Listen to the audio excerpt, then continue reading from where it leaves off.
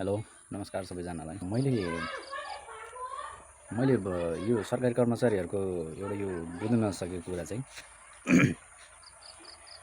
सरकारी कर्मचारीहरू जुन हुन्छ नि ठुलो पदका हाकिम, सचिव, वडाध्यक्ष भनौँ न,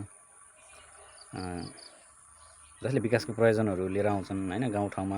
सहरमा भन्छन्, यहाँ त्यहाँ यताउति भन्छन् नि, तिनीहरूले एउटा मलाई चित्त नबुझेको कुरा, एउटा भाष्य छ नि यिनीहरूको बोल्ने तरिका शैली। यिनीहरूले यस्तो गर्छन् कि जुन त्यो ल्याएको विकासको प्रयोजन, विकासको कार्यक्रम हैन, जुन कुरा ल्याउँछन् त्यो यिनीहरूले यसरी किन भन्छन् कि त्यो तिनीहरूको आफ्नै बाउको खल्तीबाट आफ्नै काम गरेको ज्यालाबाट दिएको जसरी हैन, हामीलाई उपकार गरेको जसरी, अनि त्यो चाहिँ उनीहरूको आफ्नै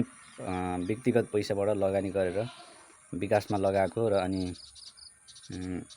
उनीहरूले हामीलाई चाहिँ भनौँ